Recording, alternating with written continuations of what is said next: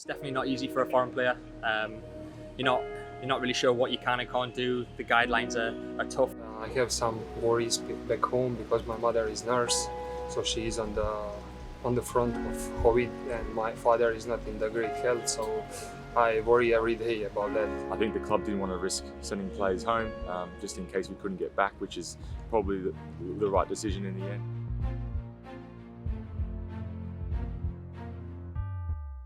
Living through a pandemic is tough, but you can only imagine what it is like for a foreign footballer to be dealing with it so far away from home.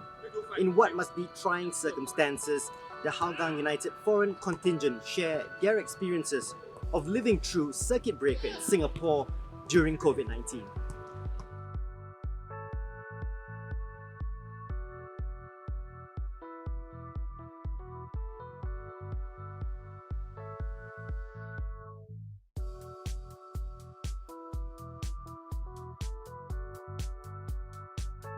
It's definitely not easy for a foreign player.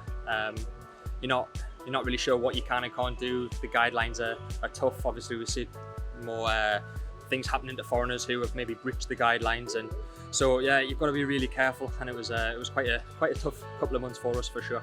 My partner's gone back to Australia, so it was a difficult period, but the club looked after us very well here at Hougang. We were in touch every day with the staff, and we were on Zoom calls doing training sessions. So I think everyone around the world is experiencing the same difficulties. I have some worries back home because my mother is nurse, so she is on the front of COVID, and my father is not in the great health, so I worry every day about that. I just scared if he catch COVID that it will be very difficult to recover. Did you have thoughts of going home during this period? I think at the start we were all looking at the possibilities of if we could maybe get home, but what the club decided was that maybe we're not able to get back into the country, and obviously we wanted to still be here for whenever the season was going to restart. Yeah, there was conversations with the club, but as you can understand, there was a lot of uncertainty with what was going on with the borders. So I think the club didn't want to risk sending players home just in case we couldn't get back, which is probably the right decision in the end. How did the club support the foreign boys in particular during this period? I mean, they were still in contact with us every week, making sure we were okay, asking anything they could do for us, which was really nice. But obviously there's only so much they can do as well, so we can't expect them to be coming to our door. At the end of the day, we have to be men and look after ourselves. But yeah, it wasn't easy. The club was fantastic.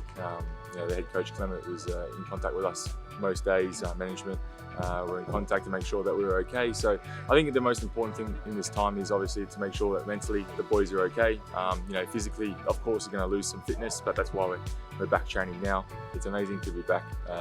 It's nice to be back training.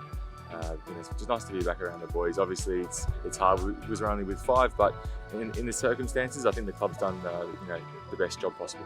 I mean, it will be much more better if we can start playing football like for real.